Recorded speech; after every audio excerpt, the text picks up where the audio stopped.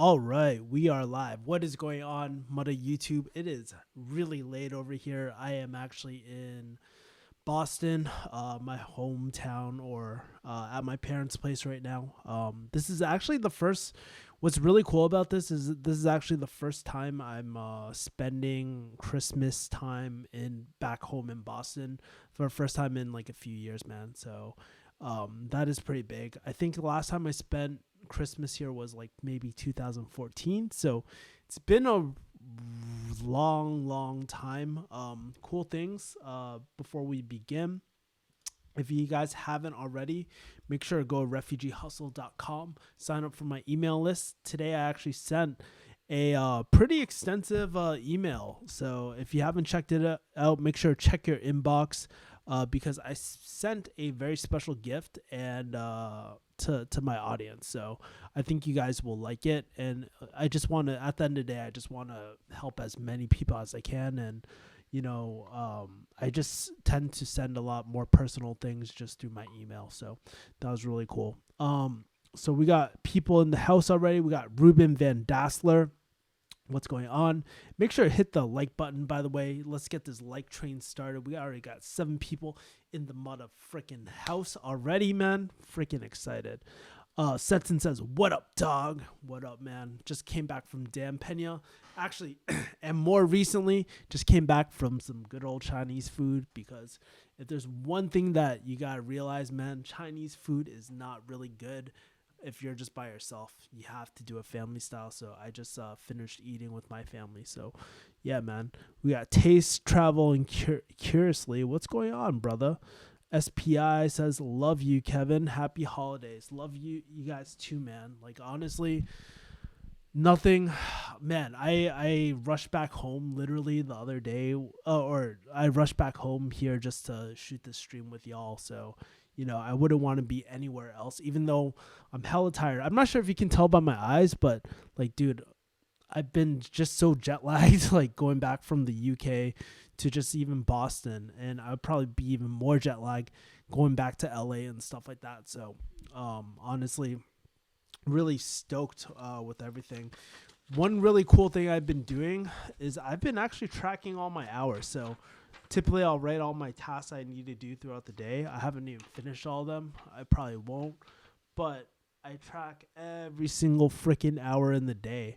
And I think this has been a real game changer for me. This is something I've been taking from Dan Pena because literally I have to report back to him every single day about like what I do and all that. So it's been a really crazy experience trying to set everything up and, holding myself accountable for every single little thing I do, man. So there's been a few items on this list where I've just been procrastinating, and I'll tell you, why don't I just share it with you guys? So if you guys don't know, one of the fields I am trying to go into, one of the reasons why I went to Dan Pena was because I want to do M&A, mergers and acquisitions for pharmacies. So essentially what I'm going to be doing is buying pharmacies, selling them, and either taking it public or whatnot as well. And one of the things I've been kind of putting off is actually contacting my dream team. So I already have a chair. I have some industry experts. Right now I'm trying to email some CEOs, get them on board and stuff like that. And then I'm going to be securing funding, securing lawyers, accountants, and obviously I got to find motivated sellers in the area too. So it's been really exciting, but also very overwhelming because it's not like other high ticket programs where you have a lot of help. Like for this, you're totally on your own, and it's just like very overwhelming. I just want to make sure I have everything like done and right, because I don't want to have a situation where I fuck up, but that's part of the process. Fucking up, like it's just like riding a bike. A lot of time, like you just gotta fall on your ass and stuff. Thank you for the likes, by the way. Really appreciate it, guys. Three people like this video. For those other 6, would really appreciate the likes as well. Back from Scotland, says Seton. Yes, I am back from Scotland. It is it's really interesting. It's a lot colder in Boston than it is in Scotland. Scotland was actually kind of warm. It was about 40, 50 degrees most days. Right here in Boston, it's about 20 degrees. pretty cold. But one thing I do love about America is that we have bomb ass food. Like honestly, after being in the UK, like I was so tired of the food. Although I have to say, Indian food was pretty bomb over there. Like I have to give, big ups India.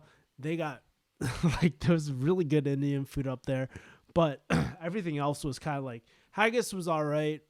Everything came with like chips and stuff, but honestly, man, it's not good if you're on keto. I gained so much weight. Like, dude, I kind of want to show you. Let's see if I can pull up my damn Pena. I sent it over to my email list today, but maybe I can pull up my email that I sent. MailChimp. Let me open up my email really quick. Let's see. Tom, lessons unlocked. By the way, go follow my boy Tom. Glad you made it back to the States safely. Thank you, brother. But jet lag is a bitch. Like honestly, I think when I was a lot younger, I was able to like combat jet lag like really easily, but now it's just really brutal, man. Mustafa says, "Hey, welcome back. Just found your channel today. I'm a pharmacist taking my Naplex and CPJ soon, but not really interested in just being a regular pharmacist. Want to learn more." That's awesome, man. I feel like a lot of us like who go into pharmacy kind of feel the same. Once you hit some sort of level of success, right, you always want to kind of send even more and more and more. And I'm glad to have you on the journey, man. For myself, like I've always been kind of looking for different business models. So I've been in like digital marketing, I've been in high ticket sales, I've been now I'm doing M&A and stuff like that. So it's really been quite a journey. I never thought I'd be in the situation I'm in. Luckily for me, I've always kind of figured things out. I've never gotten completely broke, but man, sometimes it just makes me feel hella risky and stuff like that. But definitely pharmacy M&A kind of like ties everything together, and that's a huge thing. And plus, one of my visions really after Dan Pena was to really help lead people to live a rich life. I feel like a lot of us kind of like settle for a 9 to 5, right? And we want to move beyond. I'm not saying that, taking a job is like the end all be all, but a lot of time we take these opportunities in life without ever thinking what is the end goal or end lifestyle that we want. And I think that is important. So recently I've been kind of creating like just jotting some things down where I really want the vision of Refugee Hustle to be. Where do I want my own personal vision to be? And it's been really interesting because I've just been writing it down and it's getting more and more clear each day. So just want to share that with y'all. 11 people in the house. Come on, y'all. I would love some likes, man. We almost at 10K. Yeah, that is pretty crazy. Once I hit 10K, it should be pretty big. But I do want to kind of show you guys something. Let's see. And this is a problem with MailChimp, right? Like, dude, I got to always display these images. And look how chubby I am with Dan Pena, man. I'm not sure if you guys can see. Maybe I can like zoom in a little bit. Let's take a look. Look at how chubby I am at the end of this is like after eating 3 meals every single day. Like, dude, eating so much. It was so crazy. And I'm starting to lose it now, but damn, like in that picture, I am pretty fucking bloated. But these are the kind of things that I send like in my email list. Like, dude, I share everything that I'm working on, the people I'm working with. I'm actually taking this really great course by my friend Rich and Niche. If you go to richandniche.com//Kevin, you can check out the course that I'm taking. I'm going to be in the course with y'all. So if you want to take it with me, that'd be really cool. But even so, I kind of give a recap of all the content I've done through the week, what I'm reading. Atomic Habits by James Clear. By the way, really, really solid book. Really love his content. My boy Zach King actually turned me on to Atomic Habits by James Clear, and one of the things I realized is that habits are part of the process, right, of creating the dream life that you want, creating that lifestyle that you want, getting the results that you want as well. And so if you don't have the right habits, then everything everything just falls apart. Um, Tom will love this. I actually recommended like this really great tall notebook, which I have right in front of me. I literally carry this, and one of the cool things about it is that you can reorder the pages, rearrange the pages and stuff like that. So I kind of give the hack where I was talking about earlier, keeping track of every hour that I spend and all the to-do tasks that I need to do as well. And also, like, one of the things I did with my email list was that uh, I'm giving away my time, right? I really feel like so many people from Refugee Hustle have been following me for a while, and I've been, not to say I've been kind of out of touch, but I'm actually really curious to just meet a lot of the people that subscribe to my list. I have about over like 5,000 people. I think about over last year about 1,000 people dropped off, right? Because a lot of people were following Joe initially and stuff like that. And I get it. I'm not Joe. I'm obviously not Joe, right?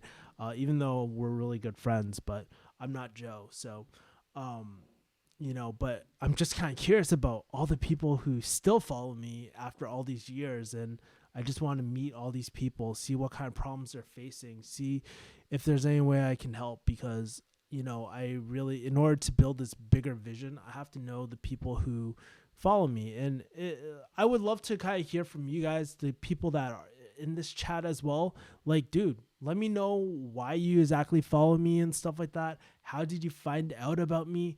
I would love that. Would help me out so much, because I just don't like, sometimes when you just create tons of content, you just don't know, and all that as well. So thank you for the likes, by the way. I see them trickling in. Let's go back to comments section.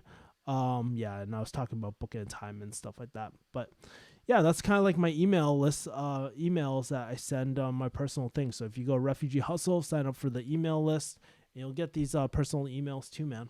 So when Kevin hits 10K, do you get a AMA for 300 minutes? It's so freaking funny because like, dude, these chats never last for 30 minutes. I always go over every single time, and it's just really, really great. I just have a blast doing these AMA type of things. And they do really well, like, because a lot of people actually like legit watch me, and like, it surprises me because I'm just a normal dude. I'm just like a Asian guy. I'm not an Asian girl, right? But I have so much engagement on these live chats, which, that's what really brightens up my day. And I'm really thinking, like, I was talking to one of my YouTube marketers and whatnot, because I'm actually currently trying to expand my team and expand the number of people I have on here. Just like much like London Real did when he came back from Dan Pena's. I was like, oh, this is an opportunity for me to grow my following, to double down on my YouTube channel, to hire more people and really grow this platform out, because I definitely have potential on this. And the only thing that is holding me back is my accountability. So making sure I show up, making sure I hit the uploads that I need to every single week, making sure that I'm creating content that makes sense on my channel.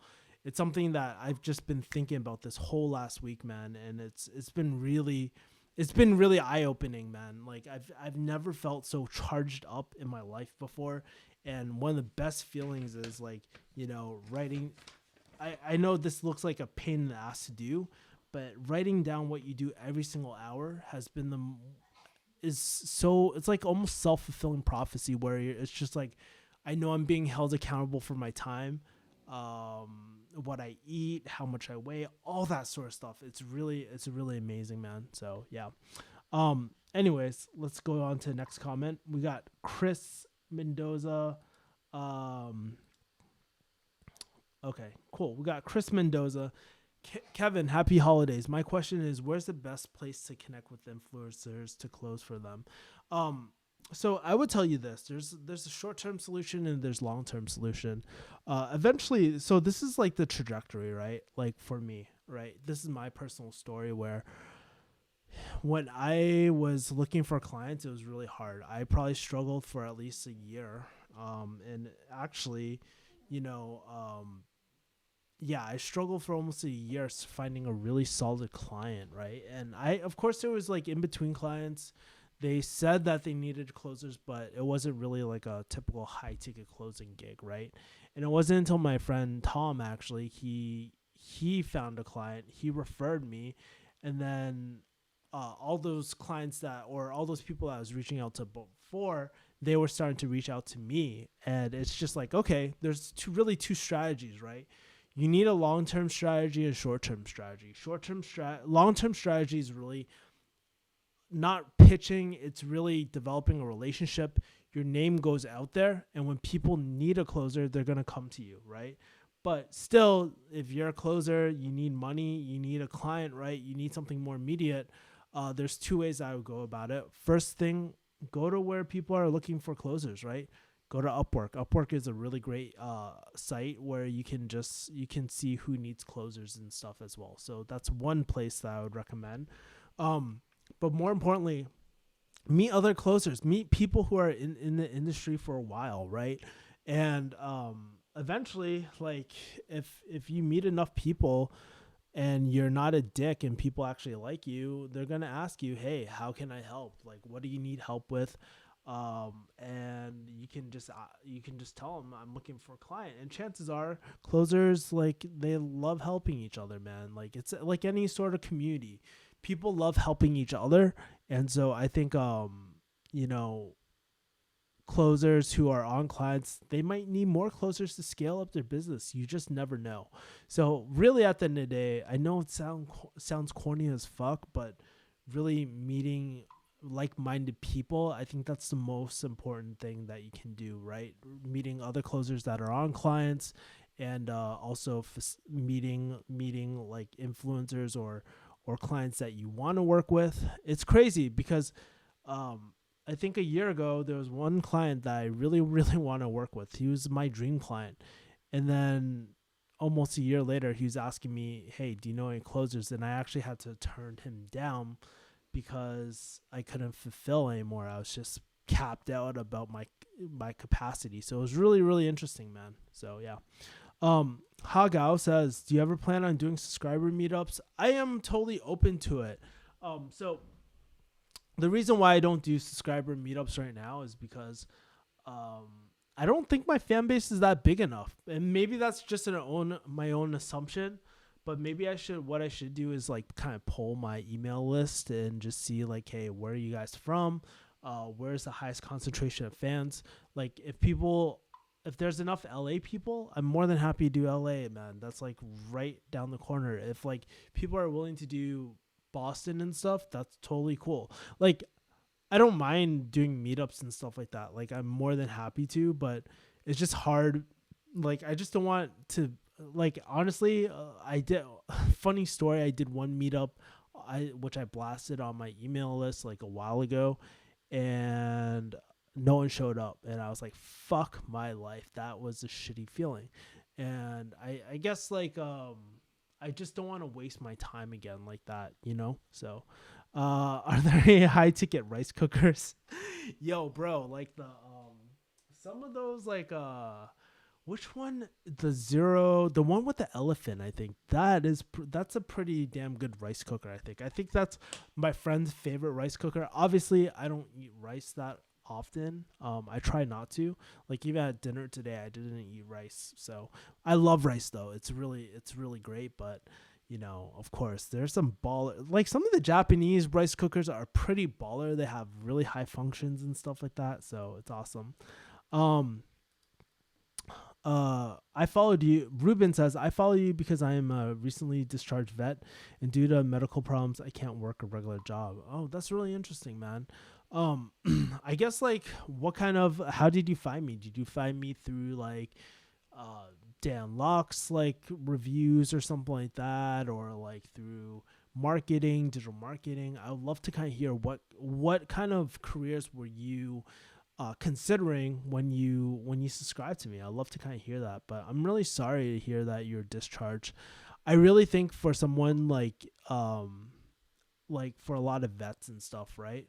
Um, Depending how much capital, I think they do really well. Like, they do really well with business models like Amazon FBA. But I would say, like, honestly, one of the biggest opportunities right now is really helping people with content and helping people with digital marketing. And that's the one really great thing about my friend Rich's course and stuff, is that he teaches people how to provide those services. And usually with a service-based business, there's not a lot of capital required to start up, right? Just because you don't really, you're not, it's not like a physical, like, arbitrage type of business, right? You're not flipping anything. You don't need to acquire inventory. You're trading time for money. And I think that's a great way to get started as well. So, yeah, man. So I was overwhelmed with studying Google Pharmacy Worth It and found one of your videos. I believe pharmacists can do so much more. So I was looking into more options. Yeah. And so there's a lot of cool options within pharmacy as well. Like I'm trying to be more proactive about interviewing people with different pharmacy careers. I shot an interview back in July, about like digital health startups and pharmacists with my friend Tim from Digital Apothecary. Oh man, I can't say apothecary or whatever easily, man. It's really fucked up. I'm a pharmacist too. I should be ashamed of myself. But I'm interviewing my friend. That video should come out tomorrow. I just need to do like a few thumbnails and then we ready to go. So Abinzer says, I was looking for career advice at first. Watch your pharmacy vids. You showed me that I didn't want to do pharmacy, and right now I'm interested in making money on things like HTC. That's really awesome, man. Sometimes with pharmacy, like, here's the thing, like, I feel like a lot of people go into pharmacy for the wrong reasons. And a lot of the time, like, I might get a lot of shit for this, but a lot of time it's not for their own reasons. It's because their parents want them to do it. They hear it's a lot of money. They hear that it's a solid job career. And right now, the current state of affairs with pharmacy, there's not a lot of growth. There's not a lot of potential after, like, for the next 10 years at least, unless the Bureau of Labor stats change or something like that. It's not the best career. And a lot of the pharmacists I meet, sure, there are happy pharmacists, but there's a lot more unhappy pharmacists that I meet. So I never like talking, like, I never like to be negative. Okay. That's like just my personality. I don't like to harp on the negative, but when I see other careers like PA, like growing at like 30%, like, pharmacy is at 0. Actually, it's on a negative decline, which is crazy. That tells you that it's super saturated.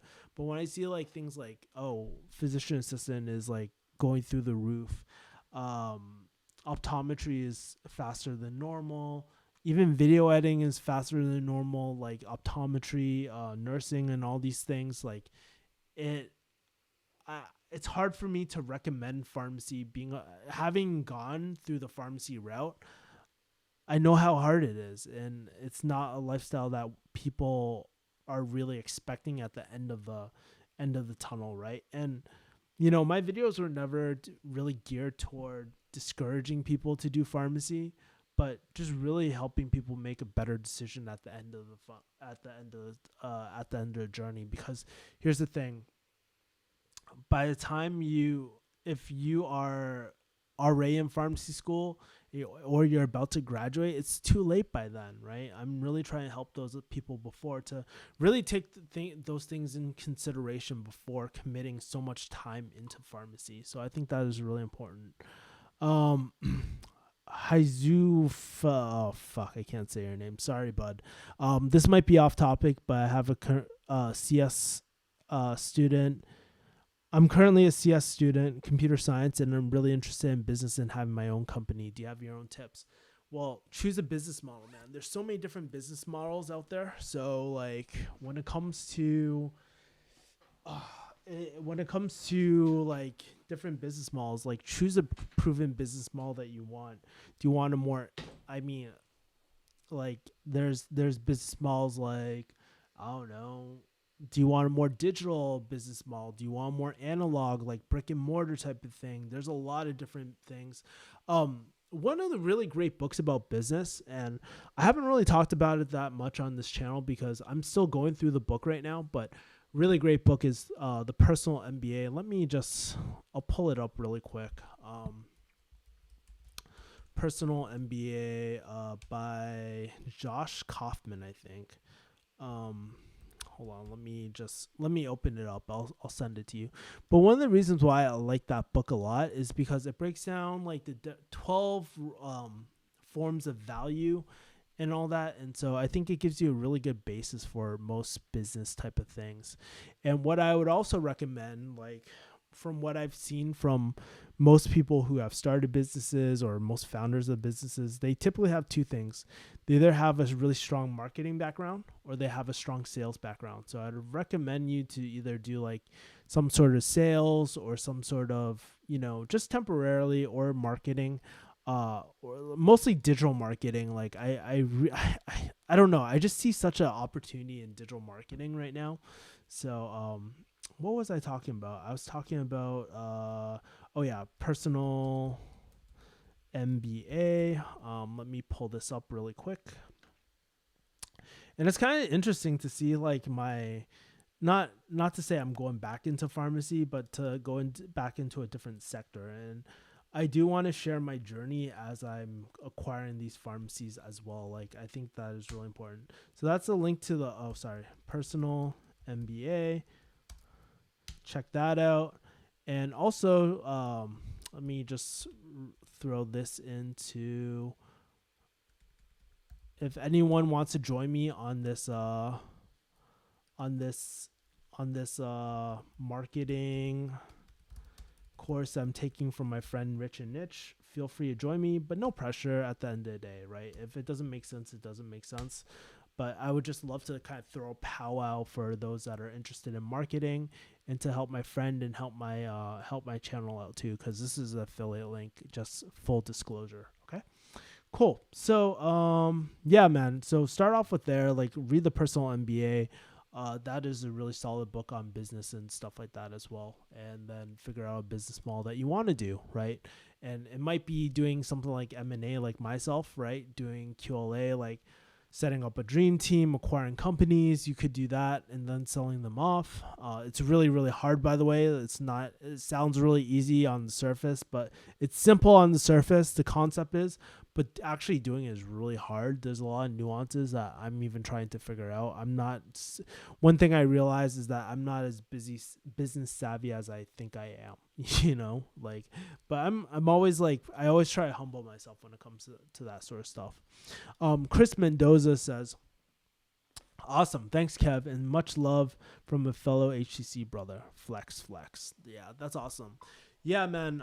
Keep at it. Like at the end of the day, it's like kissing frogs, man. Like if you when you find your first client, you're going to be so happy, and it's going to be, assuming it's a good client, because there are a lot of shitty clients. I went through a lot of shitty clients, right? But when you find a client, you see others. And I think a good indicator is like, make sure if it's your first client, man, make sure that, other people are on it. There's experienced people on it who are actually making money off the offer. That tells you, okay, it's not the offer. It's probably my skills as a closer, right? If multiple people are doing a lot better than you, chances are it's your skills as a closer. And just be ready to humble yourself, because you're absolutely going to suck as a closer. Like I sucked, and I'm still always trying to get better. I'm not even the best, right? But like I'm constantly trying to refine my craft of being able to deliver value, just communication skills. I think that's the number one thing that you can get. So just FYI. U.S. News listed pharmacy as the top 5 career in early 2000s. Now it didn't even crack top 50. Pharmacy is no longer a top choice. For y'all that don't know, actually, my brother is actually a pharmacist too, and we're talking at dinner. And we were talking about the job opportunities of pharmacy, man. And it's like really luck of the draw. Sometimes you can get a really nice hospital job really quickly. But most of the time, like it's really hard to secure like a really solid pharmacy job right now in this state. It's just really, it's difficult for a lot of new grads, and it's only going to get harder. And that's why I feel so passionate about kind of letting people know, hey, this is the state of pharmacy. If you choose to continue, that's totally cool, but just understand that's going to be an uphill battle, and if you're okay with that, that's totally cool.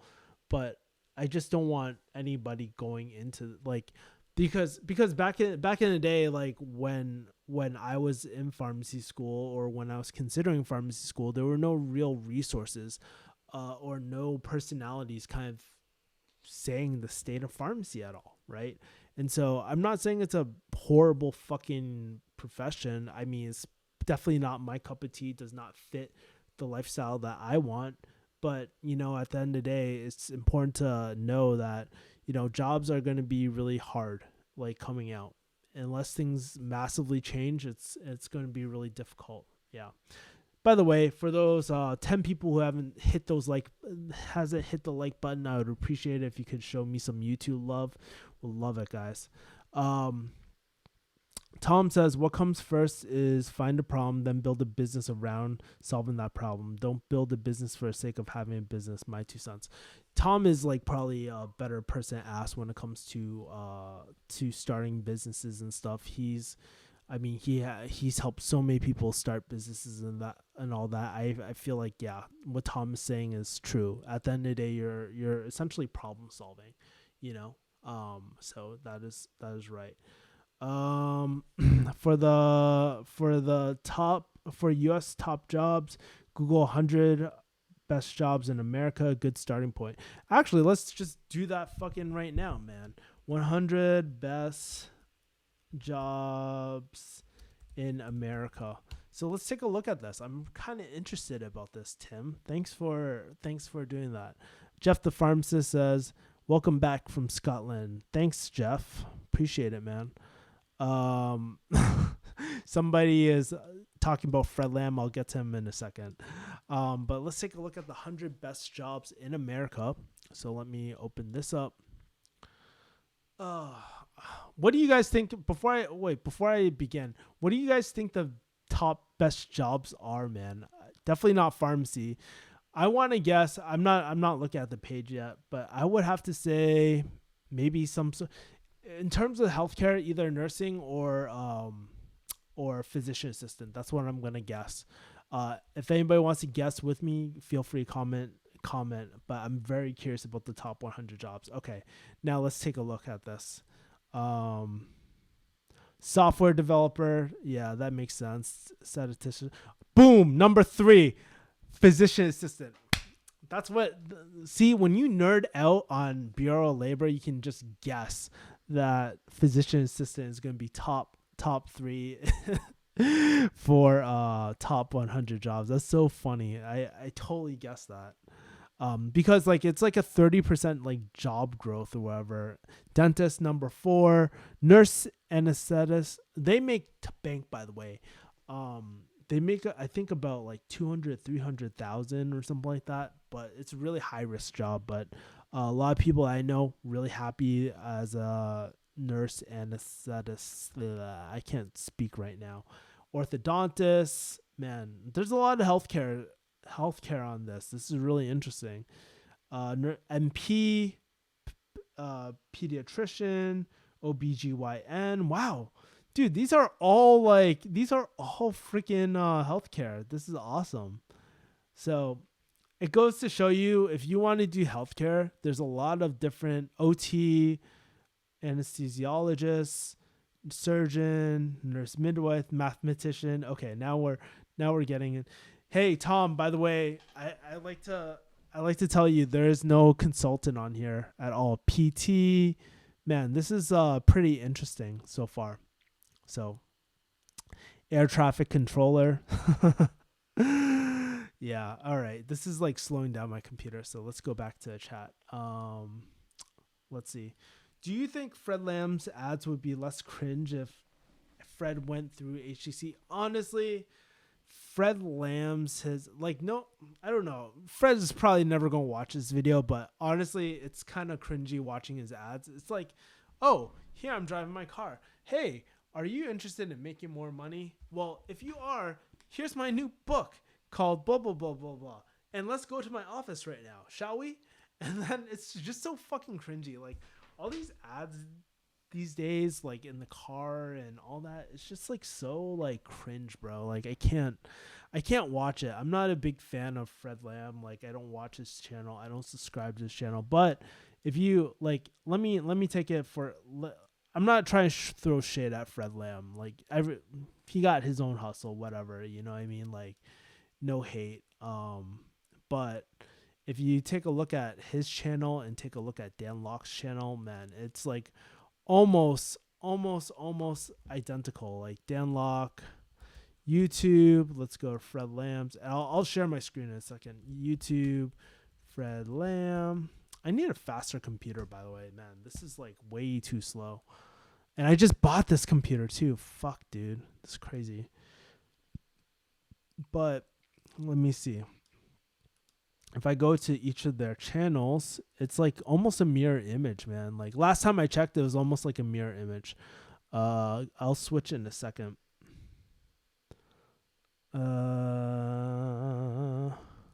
Okay, cool. Thanks for like, appreciate it, guys.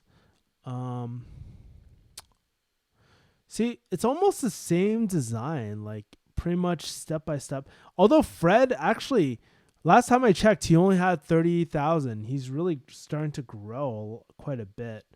But if you go to his thumbnails, they were pretty much almost. Let me go to videos. Well, that's man, my computer is like really like the fans are going like crazy right now and all that. I'm gonna let this load for now, but I'll definitely go back to it in a second. Okay. Oh, actually, you know what? Here we go.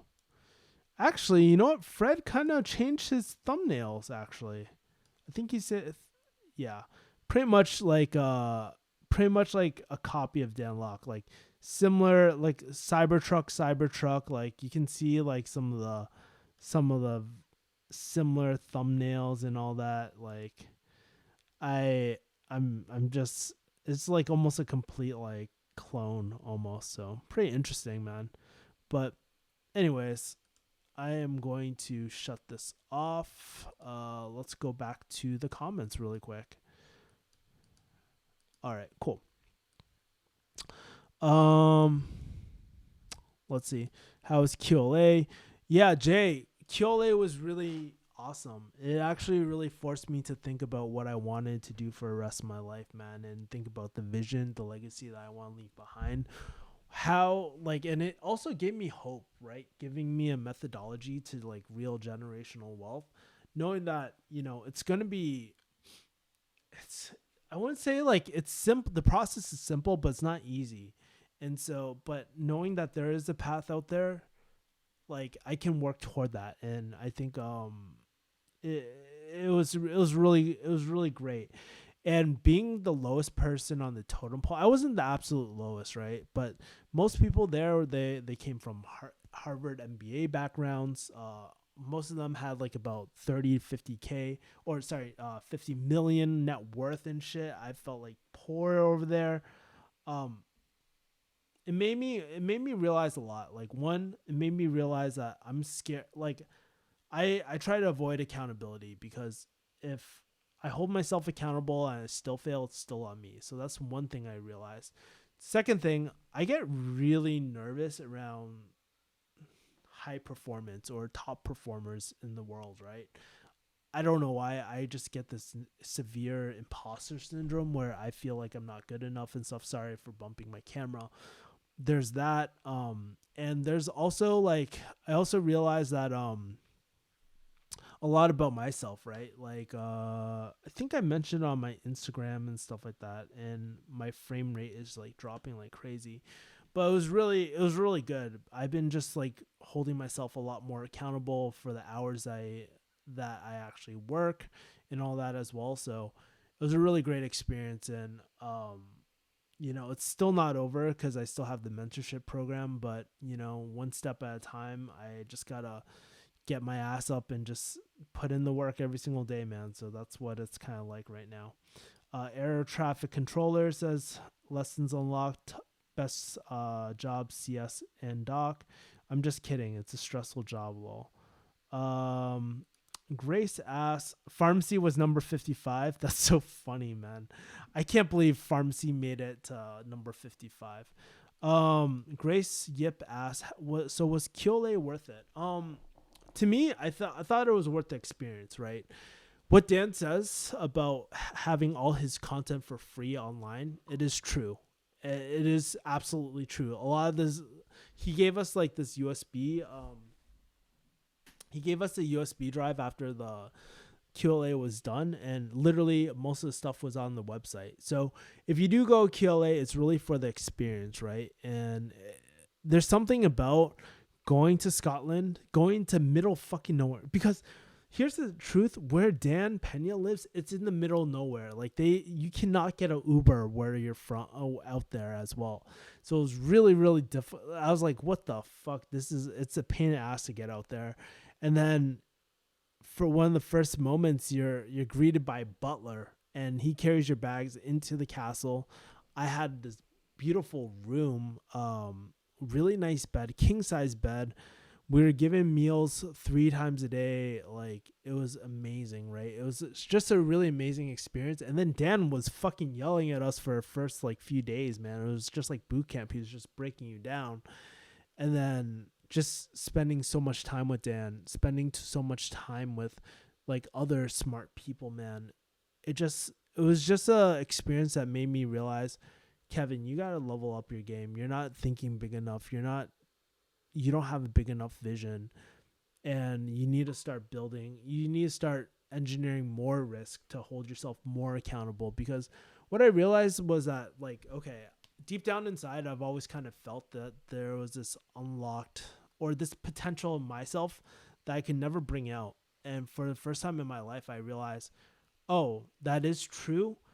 And the only thing that's holding me back is my lack of accountability for the actions I take day to day, the habits that I have. And I thought that was really, really interesting. So, yeah, in my opinion, it was worth it, just because, like, I mean, I think like and especially when I flip my first pharmacy, it'll definitely be worth it, because one flip can pay itself over 100 times over that initial investment. So it just helped me assimilate the content a lot more. And I know for myself, right, I'm more of an in-person type of learner.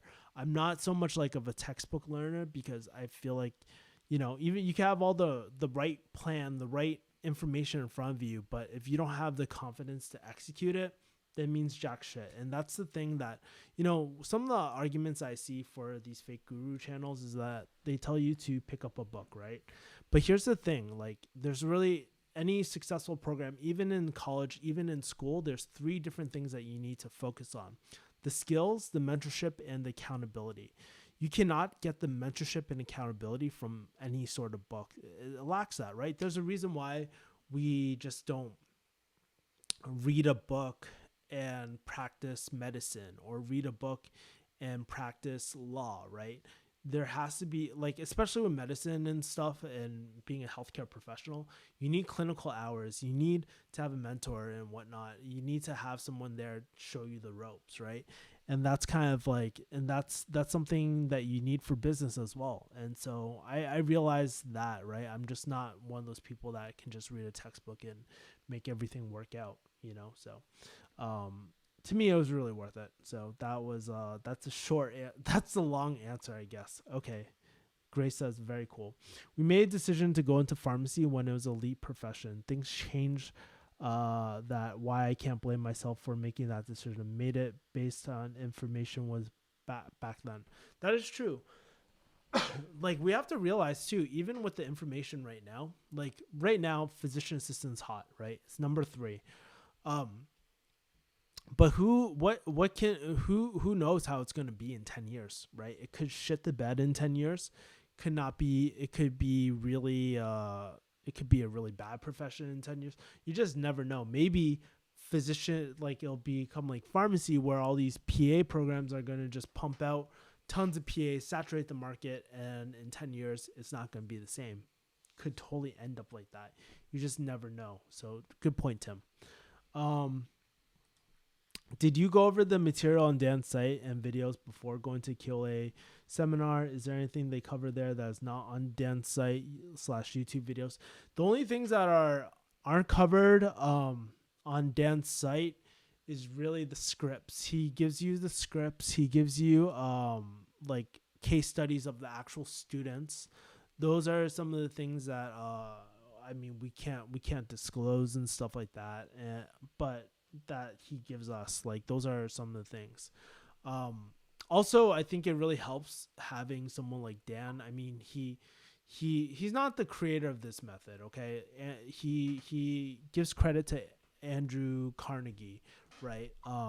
This is like a very old business model, but having Dan kind of walk us through the process step by step really helped clarify any questions. And if we had any questions about the process, we could just raise our hand and ask about it on hand. And that was really, really helpful for us. So I would say but majority of it is online, right? It's not all organized in one place. It's like you still have to like take screenshots and stuff like that. But, in general, like all the information is on Dan's website. So, yeah. And Reddit. Actually, what's really interesting? There's a lot of really great material on QLA on Reddit. Like I found this really great flowchart of the order that you need to hit. For the most part, it was very accurate, like from what Dan was talking about. So I found that flowchart to be essential to the process. And I think one of the things that one of the students was saying was to just like put one foot in front of the other. And I thought that was really interesting as well. Any updates for the top industries for QLA? It's just like his Brian Rose interview. He's just saying healthcare, telecom, right? Bedpans. Of course, there's like more IT businesses, but that's definitely a lot harder than compared to any healthcare business. Whew, my voice is like starting to fade out. Holy shit. 17 people in this room. We are coming up near the end of the hour. I definitely want to go to sleep early today because I'm getting really tired, by the way. So still fighting this jet lag. So if you got any last comments, please comment below. Make sure to this is your final chance to hit that like button, man. Would really make my day. Early Christmas present, I guess. But yeah. So those are kind of the top industries for QLA. I didn't know pharmacists were oversaturated. I thought it was just saw it as a practical program. Well, Gracie, yep. So if you go to, and like I swear, I always pull this out. I don't know why I always pull this out every single like live stream, but take a look at this, right? Bureau labor for pharmacists, right? And if you watch last week's stream, I actually pulled, or was it last week's stream or 2 weeks ago?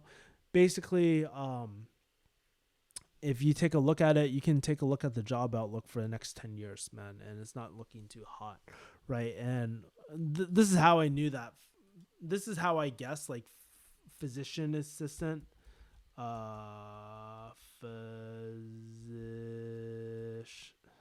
why can't I spell physician? Shit. Hold on. Let me re-pull this. Let me pull this off screen.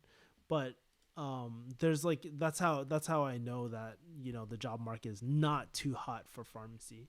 Physician assistant, Bureau of Labor Statistics. Yeah, of course the Bureau of Labor Statistics always needs to come out once in my streams, guys. Pretty funny. And it's so funny, I didn't even know about this tool for the longest time. It was only until like maybe I saw one of Tony Guerrera's streams and stuff like that. But take a look at oh shit, delete this. You can tell the job outlook is super. It's like 31%. It's like crazy. It's really interesting, and plus like you get to do a lot more clinical work too. So I think that is really one of the perks about things like physician assistant as well. So yeah, let me switch back. Wow, we got 20 people. Holy shit, this is awesome, man. Clamaris Jr. says, sup. Chloe says, I'm in third year pharmacy student. I'm kind of nervous about pharmacy. I don't want to do retail, but my grades aren't too hot, so I'm concerned. Um, Also, my brother is getting into being an entrepreneur. Any advice for new entrepreneurs or how to create passive income? That is a loaded question, Chloe, because there's so many damn different business models. I think something that Tom said earlier was look for a problem and try to solve it. And I think man, I could do a whole video on this, man. But it depends what kind of. First of all, before you do anything, this is the number one thing I always recommend people do before like knowing if hey what I should do next or anything like that. Because think about it like this: you're in this location, right? And you want to go on a trip. Maybe it's like maybe you're like where I am. You're in Boston. You're just like fuck, man. I hate the snow. I just want to be anywhere that doesn't have the snow, right? And then you're just like, oh, there's this opportunity where there's no snow. It's in fucking the Sahara Desert, right? Technically, there's no snow, but you're not fucking happy there. So that doesn't help you because you're just jumping from place to place without thinking about what does make you happy, right? And so one of the first things I would tell you to do is think about the lifestyle that you want. I know this kind of gets woo-woo, but I'm dead fucking serious, right? What kind of lifestyle do you want? Do you want a remote income? Do you want a scalable income?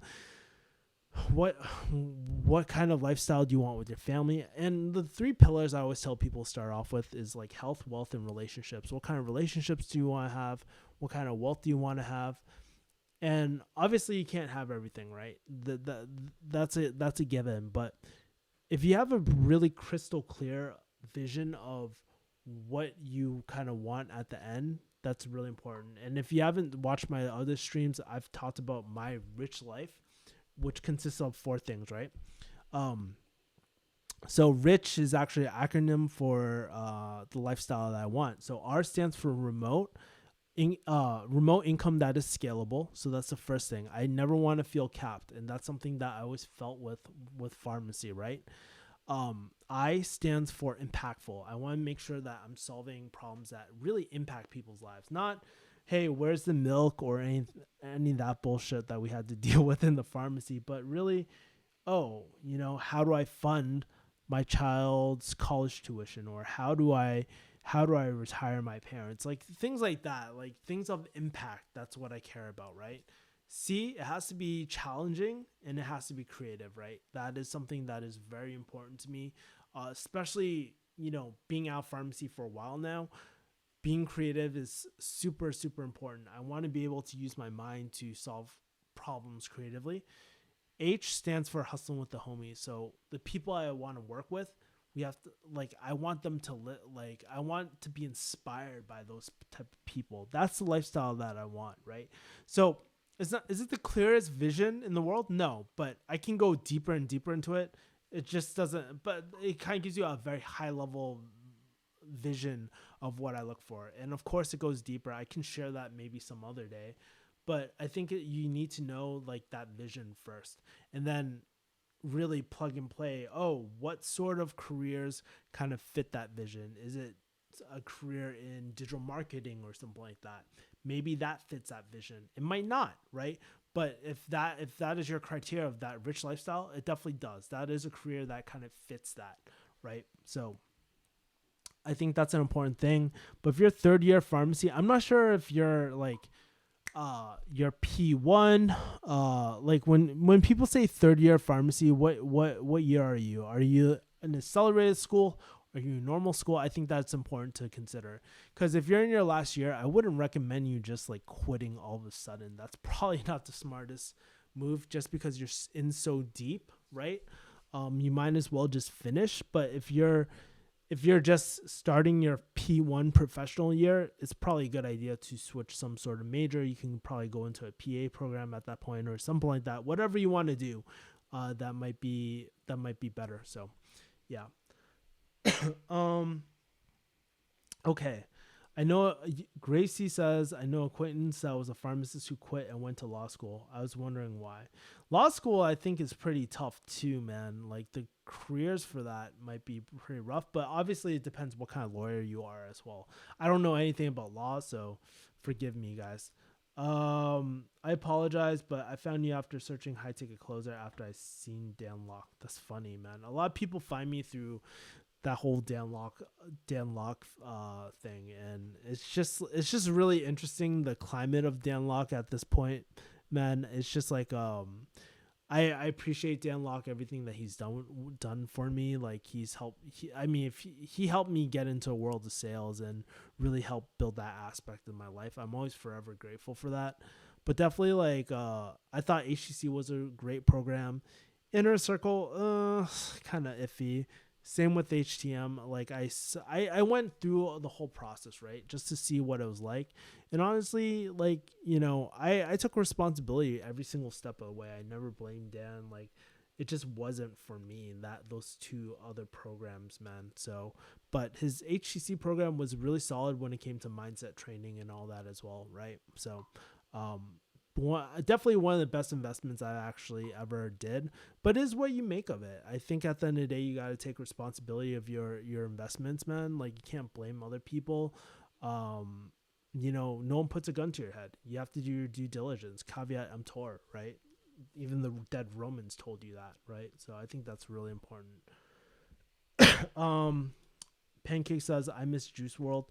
Yeah, man. I can't believe that ended up passing away. I feel like any great rapper or like any great hip hop artist, man, as soon as they start rising, like same with X, man, like he passed away like really, really quick, man, as soon as he was getting really, really popular. So it was kind of brutal but yeah.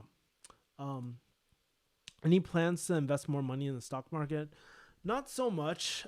Probably I'm going to be taking money out of the stock market relatively soon, but honestly, no plans on investing any more money in the stock market at this point.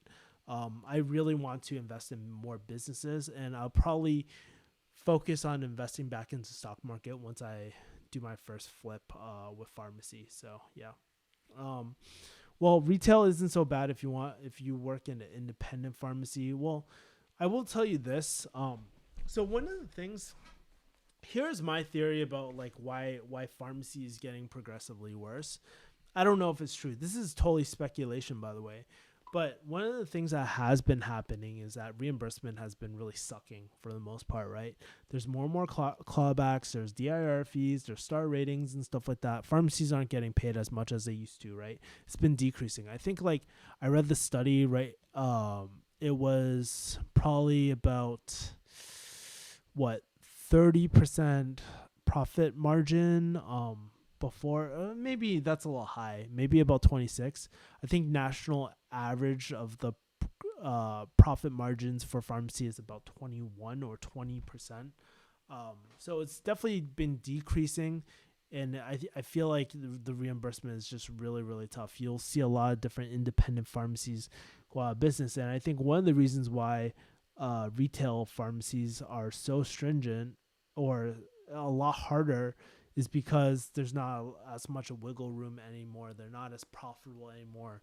Not to say that's the reason why like the working conditions have gotten hard, but it's probably like a partial reason, I guess. But when it comes to like companies like CVS and stuff who control the whole supply chain, they're probably just trying to cut costs to like for their shareholders or whatever. So yeah, man. Damn, you're hitting me deep. I'm not P3. I'm not quitting. I'll be a third year when school starts back up. I was just asking about Entrepreneur because my brother mentioned, and it's like he opened up this Facebook shop ad thing. He probably opened up a Facebook ad agency. So I would highly recommend, like, honestly, Chloe, like if you really want to, I would really recommend you taking my friend's marketing thing, or first of all, dive into to marketing, right? See if it's something that you want to do, set up an agency, because it's not as easy. Like no business model is just easy like that. It's really hard getting your first client for any sort of business, right? So that is the main caveat. But if you set up like that's a huge thing. Everybody's setting up these Facebook ad agencies and stuff, and it might be good if you want to do it on the side. That'd be great. But keep in mind, pharmacy is pretty intense as you get as you go through the each year of school. Damn. Gracie Yip says, "Do you still have a closing team and closing deals?" I do have a closing team actually. But it's not what you guys think. You guys might think I have at least like 10 people. Actually, my closing team is relatively small. It's like 2 to 3 people, and that is the perfect number because one of the things I realized this year, I fucking hate managing tons of people. And smaller teams are a lot better. So I do have my own team. I also work on a team too. So I see both ends of the world. But yes, I do actively close deals as well. I've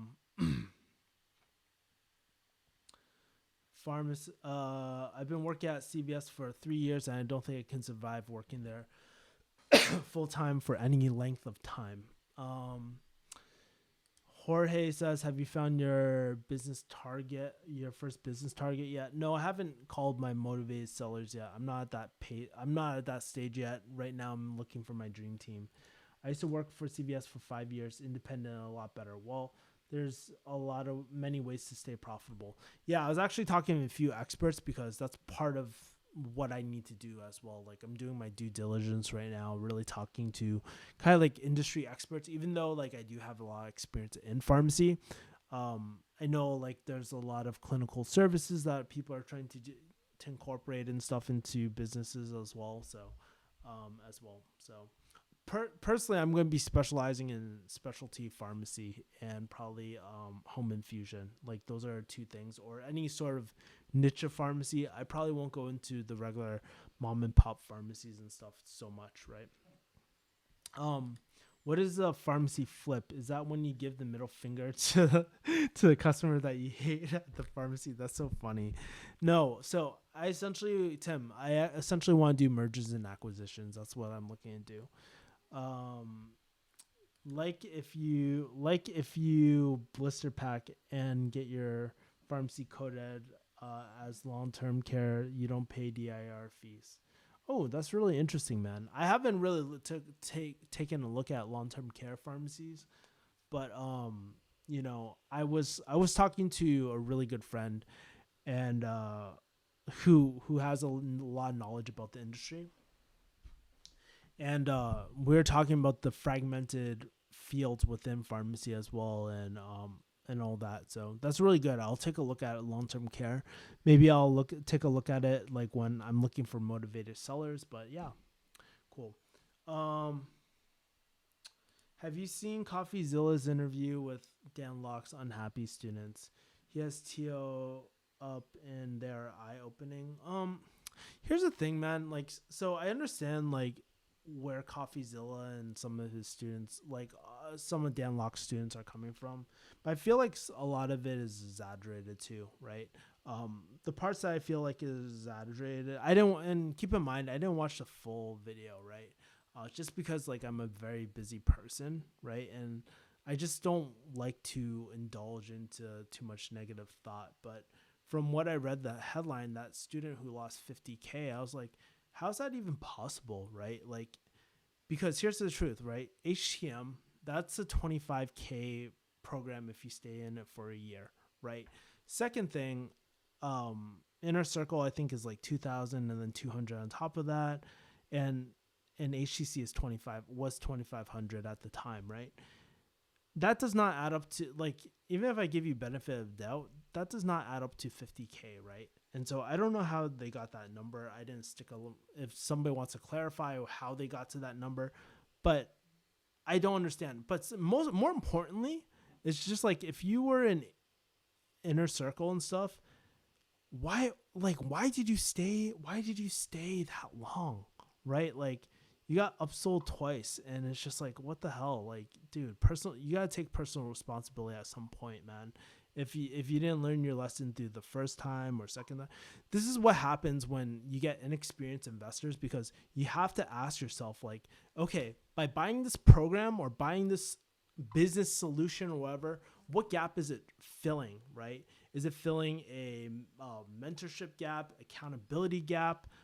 What gap is it filling? And I feel like a lot of people just go into these programs just thinking that it's going to be a cure-all magic. It's going to be a magic cure. When really you should be asking, like, hey, how is this going to help me get to X destination, right? Or X goal of mine. So I think that's important to consider, right? And I'm not blaming, like, I am telling people, like, dude, a lot more responsibility needs to go onto the investors. And keep in mind, I am one of these students as well. Like, for me, I did not feel like HTM was worth it, so I took responsibility and I left the first month. I did not, like, it wasn't. I was a little worried about the whole at the time, but I just didn't see any value in it, and I had to be very truthful, like, to myself. Like, I really liked Dan Locke and stuff at the time, and I was just like, oh shit, maybe I should just step away, and that's the decision that I made. A lot of my friends made the same decision. I talked to people about that same decision that came up to me. Like, I told them why I left. They were really surprised that I left the HTM, and it just didn't make sense, right? And I think that was more of an impulse buy for me, and now I know better. I learned a lot since then. I was very, like, I don't know, I got excited and shit really easily, but now I'm a lot more grounded when it comes to buying like decisions as well. It includes opportunity costs, like, more like, it's not 50K, more like 10K. Okay, thanks for clarifying that for me. But still, what I'm saying is, like, the responsibility ultimately goes to the investor, because you have to realize no investment, not even school, is 100%, right? And if you have to realize that, risk holds you accountable. But some people, like, still, even with the skin in the game or cost to play or pay price to action, as London Real says, like, some people still fail, and that's the nature of this business, man, especially in sales, right? And I will tell you this, like, if you want to get in sales, right, I would say start off with the program. Programs are really great, but at the end of the day, it's experience and practice that is going to get you, like, majority of the way there, right? This is a very old business, right? If you can get in touch with the right people who have been in the industry for a while and they are actually making a lot of money, then it might be very profitable for y'all. That includes a lost income. Okay. Yeah, but honestly, you can't include that. Like, is it really accurate to include that lost opportunity cost, right? I don't think so. I don't think that's fair. That's definitely not fair to say that, like, that was a choice that you made, right? To say, but I think it's more accurate to say I invested 10K with Dan Locke, and I did not see my return. That's more fair to say, but you can't just, like, honestly, I could just say, oh fuck, dude, 100K, like, I could have started my other business, and then that's opportunity cost. You can't include that in those statements, man. So that's why I'm just, like, kind of wary about the kind of content that, CoffeeZilla posts out, or all this guru hating posts out as well, So I don't know. People are entitled to their opinion. Like, I'm all for free speech and stuff like that, but at the same time, I wouldn't be surprised if, like, people like CoffeeZilla got hit with a heavy lawsuit for defamation, right? So that's just the nature or state of our legal system, man. We are accountable for our own decisions and actions. I mean, it's actually really Tom that taught me to kind of process, like, to think more logically about the investments that I put, like, in the investments that I put out there as well, right? So I think that's really, really important. So he was promised a job from Dan. here's the thing, man. Oh my God. Like, I even said in my review back when I had hair, like, don't do it. Like, sure, he promises a job. He was like, you can be on my closing team if you demonstrate X, Y, and Z. But you shouldn't depend on that. I was there. He never promised from what I remember, and keep in mind, this was a long time ago. He never promised anyone anything. He said, there might be an opportunity for you to close for my team. Right. And so I think that's what, like, and that's where things get kind of twisted. Right. So just beware, man. Like, there's going to be a lot of fake guru calling out and stuff like that, but I don't think it's always quite accurate. Like, somewhere it's usually somewhere in between. And don't get me wrong, I understand where like a lot of where a lot of CoffeeZilla's points and stuff as well, right? Some of them I do agree on. I don't think the marketing practices, I think sometimes the marketing practices can be quite deceitful, right? Especially promising like you're introducing scarcity and you're saying that you have 7 slots, right? I saw that sales page over and over again. I didn't agree with that, right? That's me. I'm not the one running that business. But does that mean that program is complete trash? No, because it changed my life. Now, is it ethical? I don't think so. I don't think that part of the business is ethical, but there's always going to be holes in every single business. Like, in every single business, no business is perfect. You got to realize businesses are run by humans. They're not perfect ever. So I think rather than just like pointing a finger at everyone, we have to be a little bit more forgiving. Yes, we need to hold these companies accountable for their false claims, and really it's up to FTC to really shut these offers down, or at least penalize people for making these claims as well, right? I think that's really, really important. So, I was promised a work-life balance in consulting. You know how that ended. I knew what I signed up for. I don't blame the company. I learned to quit. Yeah, and that's something that you just learn with age, right? Because I feel like as you get older, you just realize that, ultimately the responsibility always falls on you, right? You have to make that decision that, people, I don't want to say lie to you, but, you know, you just don't know until you're actually in it sometimes, right? And you have to do your due diligence. And here's the thing, right? Okay, I'm not telling you guys to abuse a refund policy or anything like that. Don't get me wrong.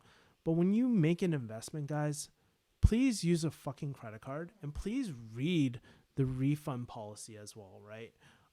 If you see that, man, this is you got bait and switched, do a chargeback.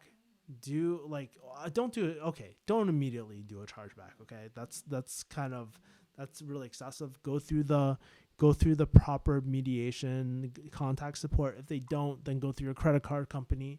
But I mean, that's the responsible way to do things. Don't fucking buy things on a fucking debit card. Like, dude, I know no one teaches you this stuff, but it's just like that's what credit cards are for. They're to add a level of protection for yourself, right? And if you see that an investment is not working, ask for a refund, right? Chances are the organization does not want to charge back. They probably want to do some sort of refund instead. So go ahead and do that. But here's a caveat to refunds too. Chances are if you're totally focused on just a refund, don't even fucking buy the program, because you're not even gonna do well in it, because your foot is half in, if anything, right? You really have, in order for these programs or businesses to work, you have to be fully committed. So that's kind of like the middle ground, I guess, right? In my opinion. But like I feel like a lot of these people who are complaining did not enough personal responsibility, man. And trust me, I've done really poorly on some investments. Like, I'm not going to name this person, but there was one investment program that was going to teach me options trading and all this other shit. and I ended up losing about $5,000. But hey, you live and learn. You don't die, and I just made it up through other means, right? You just like I just never bought a program from them again. You know, that's just the thing, man. Um, okay. What are the biggest differences between Chinese people and Americans? There's different types of Chinese people, man. There's like the mainland Chinese people, Chinese Americans. Um, I would say like I don't know, like if you're talking about mainland Chinese, like Dan Pena, then I'm quoting Dan Pena. These are not my words, but Chinamen will fuck you, and I kind of agree with that sentiment because the level of ethics is different within like mainland China and here. And I don't agree with those policies and stuff, but you gotta be very, very careful around that. So I don't know. In terms of what, like business or whatnot, if you could be more specific, that'd be great. I don't think he promises, but people are expecting a job. The thought of working for him or anyone in selling doesn't appeal to me. Yeah, but that's the thing. Like, why are you expecting a job after this, right?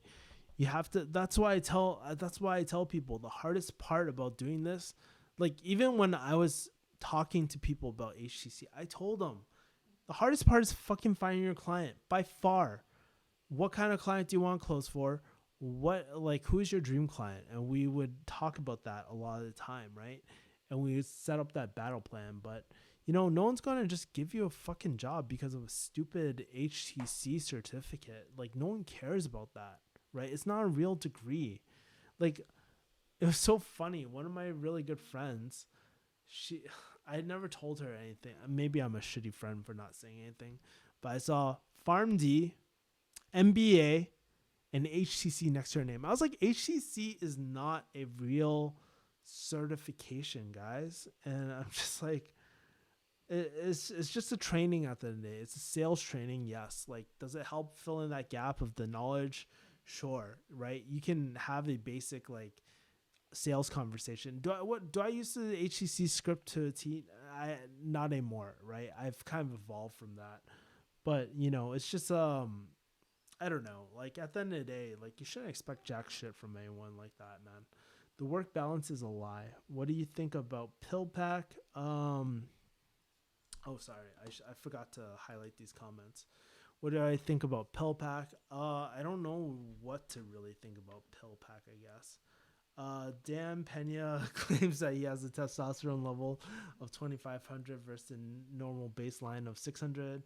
What's your take on it? He is a pretty fucking big guy, by the way. He's for old dude, he's very tall. He's a lot taller than me, and he is pretty built still. So as an old guy, it doesn't show on camera, but in real life, he's pretty built. So I don't know about his testosterone. We would have to do a blood draw. I'm about to finish pharmacy licensing exams. I think PillPack is a brilliant concept. Yeah, one of my friends was actually doing some consulting with PillPack as well. So he's considered an industry expert in that world. At Armored Ghost, I totally agree. Once people hear "please read," they stop paying attention. I agree. It's just a 7-week thing. It's not a degree. It's laughable. I went to Danlock University. Well, look at my profile. Did I ever say I went to Danlock University? Fuck no, guys. Like, use your head, man, for a little bit, Like, I never, I, I, I don't know, man. I'm just lost for words sometimes, like, when I see that sort of stuff. But here's the thing. He attracts, like, that's what happens when you attract mass market, because you will attract people who are not ready to do a program, who are not in the right mind space or anything like that to do it. So I don't know. I like on this channel, I just try to keep shit real, guys, and I feel like, the CoffeeZillas and the guru bashing has like gone one direction. It's entertaining as fuck to watch, by the way. But that's another reason why I don't watch that shit, because I'll get so sucked into it, right? But also like, I feel like the answer is somewhere in the middle ground. And as someone who keep in mind, I'm pretty the only ties I have to Danlock is that I was an affiliate, right? By the way, yeah, that's the only thing. I never closed for him. I was never team Danlock or anything like that. That was the only thing. I only had an affiliate, but I have an affiliate for other things. And people don't trust me. They don't have to buy from me. Like, no harm, no foul. I don't give a fuck. That's not how I make majority of my money anyways, right? The way I looked at it was, if I could help people make up a decision, great. I should be compensated for that, right? But if not, no sweat. I don't really give a fuck. And so that was kind of like my stance. But like, I feel like it's the answer is somewhere in the middle. It's like between two extremes, I guess, right? Would $1 help you? Just try and be nice. Well, that'd be a lot more than fucking what YouTube pays for AdSense these days, with all these adpocalypses and shit. Sorry. I haven't been highlighting everything. I've just been reading like these comments and stuff like that. People expect a job after getting a degree, but not everyone does. The problem is experience. Having knowledge without doing is still not knowing. You can only learn so much. That is true, Tom. Like, Tom is the voice of reason, man. Like, it is true. Like, people expect a job. Like, look at the pharmacy market. People expect a job after pharmacy, but not everyone gets a job, after pharmacy. So, what's your whole opinion about Kayvon and Dan? Honestly, I never really followed it too much, right? That is their relationship. Like, here's the truth, man. Like, I think it's important not to like get so like caught up with the whole like fucking drama and shit between people, man. So I think that's really, really important. Dude, Chewy the hamster actually sent me a fucking this is so funny. I just got a fucking super chat, man. Appreciate the love, bro. Oh my god. The reality is that you're one of the more educated people who went into it. You put it into perspective. You don't bash at it, but at the same time, you don't blow it as the greatest thing. I think that is true, man. Like, you have to have that. Like, and here's the thing. Like, I've been investing into courses for a long freaking time now. It's like, for at least the first course I bought maybe was meet safeties, earn 1K. I think I paid $1,000 for it. And I didn't make jack shit from it because I didn't implement from it, right? And so I kind of been around the courses and stuff. And for a while, I was buying courses and I wasn't implementing anything. It just felt really good. The idea of feeling like you're doing something versus actually doing something felt a lot better, right? And it wasn't until like Dan's course where I think it was more the right time in my life where, I kind of burned my ships with pharmacy and I wanted to go down a different route, and that's how I ended up making it work out. But appreciate your comments, Gracie. I'm watching this knowing nothing about business or certifications. I don't know what y'all are talking about, but I'm really entertained. I really hope to really learn something new. Hey, Chloe, why don't you do this, man? If you can, go to Refugee Hustle, go to Got Questions, and shoot me some questions about like your questions about business and stuff. I would love to kind of hear your questions about business. What are some of the things that are lingering in your mind? And maybe I can do a video and point you in the right direction or something like that. That would really help. So there you go, bro. MVP Chewy. Thank you, brother. I can buy coffee now at McDonald's. Appreciate it, man. The high ticket program, Refugee Hustle. This high ticket program teaches you how to keep it real. Taught by Kevin Yee, the Farm D, who resides on the mean streets of LA, man. Appreciate it, brother. That's so funny. That's really, yeah. I mean, on the real though, here's the truth, right? I've always wanted to kind of do my own high ticket, but I just never knew what I really wanted to do in terms of a high ticket, right? Um, but I know, like for myself, if I ever do a high ticket, I'm not gonna be like a lot of these internet gurus where they just kind of convert, right? That's not my thing. I want to make sure that people actually get real value out of the fucking course. That people that it's not gonna be an application, quote unquote, an application process, because it's gonna be a real fucking application process, right?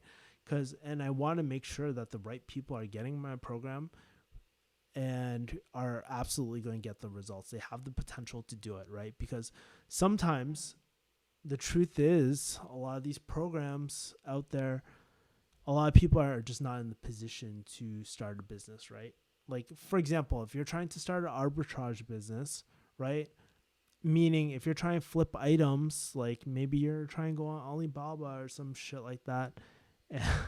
If you have no money, you can't purchase product, right? Sure, you can get a loan, sure you can get credit cards and stuff, but in my opinion, like yes, you can do that. That is a route that is legitimate, but in my opinion, you should be able to have some cash to your name, right?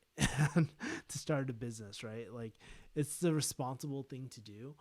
I'm not saying it's the method I would go about funding your business, but at least it proves to me that you're somewhat responsible as a person with your money, right? Because if you're in tons of fucking debt, yes, you're burning your ships and all that, but at the end of the day, you can't buy fucking product unless you got a partner or something like that, right? So those are just my 2 cents, man. And I don't know why my application's going crazy from Chewy's like 99 cents. It's been flashing on my screen for like the last 5 minutes, man. IHOP versus Denny's. Good question, man. I wouldn't say like back in the day I used to go to IHOP all the time, like when I used to go clubbing and stuff like in Boston. Then when I went to West Coast, I would go to Denny's sometimes. I like IHOP. I would say IHOP. Denny's is really great value, but dude, IHOP, man. I'll do better and I'll send you 50 cents. How about I just I'll send you an invoice. I'll send you an invoice for 50 cents, Tom. So here's my 2 cents. Study as hard as you can and aim for med school. I don't even know, man. Most doctors I know, and Tim, I know that you probably know tons of doctors too. They're really miserable too, man. So just really interesting. Congrats on almost hitting 10K, man. Thanks, man. I'm kind of curious, like let's see, how many more subscribers do I need to hit for 10K? I don't even know. It's so crazy. I haven't been even like looking at my channel that much, but as soon as I hit 10K, I know I get like a bunch of different bonuses and shit too. I'm pretty excited. I think I'll be able to advertise my merch at the bottom or something like that. Not like too many people buy my merch anyways, because I don't refresh it, I don't promote it. But honestly, like I love wearing my merch. You can always tell that I love wearing my merch. It's really comfortable, so I just love it. Dude, we almost got 20 people in here. Holy shit. This is like a pretty lit stream. I don't know if it's because it's Christmas or whatnot, but really glad to have so many people on here, man. In Asian auctions, the bidders somehow drive the in Asian auctions, the bidders somehow drive the price down. Know what's so funny about Chinese culture and stuff like that, or like people? I always tell people this, like when you get undercut, I always tell people like you got Chinatown, pretty much. You need 400 people more to be at 10K. I thought I needed like maybe is it 400 more? That's quite a bit, man. Holy shit. Let me check my channel really quick. I'm like literally uploading videos at the same time and stuff. But let's take a look.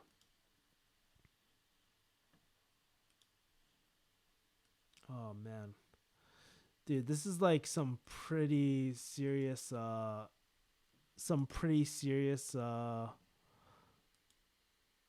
like, dude, this is so crazy. My computer's lagging so much. I gotta shut off these screens and shit.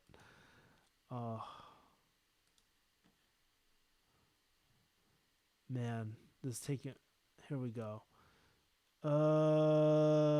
Yeah, I think I need 400. Is it 400 or 40? I think I need 40 subscribers left, like 99.96. So, or is it? It's 40. I think it's 40, and then I hit 10K. So, could always buy those flip followers, man. Just be fake guru, man. It's so funny. I've been getting, by the way, funny fucking thing recently. I've been getting a lot of people who are buying fake accounts with their YouTube channel and trying to sell it to me. I'm just like, dude, you have zero fucking content. I know that you fucking bought this shit. Don't pitch this to me as like this is a really great channel and shit. Like, oh my god, So, okay, guys, my voice is like starting to die. I just want to say I appreciate you guys. If I don't talk to you guys this week, Merry Christmas or Happy Holidays, Happy whatever you celebrate, Kwanzaa or whatever. And also stay safe.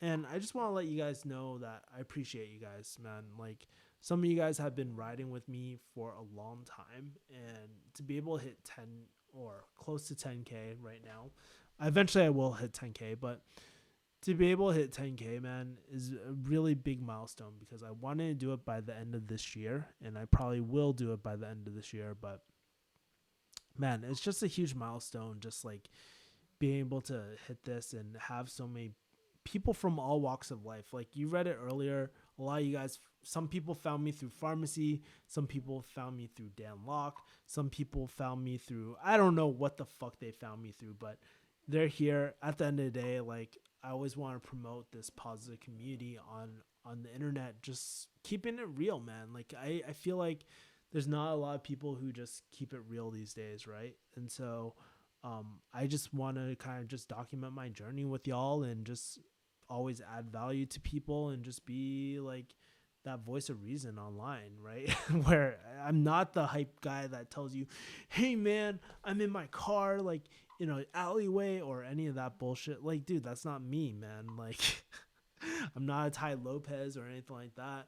And I don't like to put up a front either. Like some of the other gurus out there and stuff like that. I just don't want to get sued right now, for defamation or anything like that. So, oh my god, I added 0. I'll post it in the group. I'll post it in group me. That's awesome. Merry Christmas, dude. Merry Christmas. Dude, this is awesome. It came late. Merry Christmas to you. Merry Christmas. I'm glad I got to see your live chat. I always miss these things. Well, 6 p.m. Pacific Standard Time every single Sunday. I always try a live chat. If these do really well, I'm more than happy to do more of these, man. So Merry Christmas, and the other viewers, even this black guy found you. It's true. That's the truth. All right, guys. Love you. Love y'all. Merry Christmas. Take care. Have a great day. Take care, guys.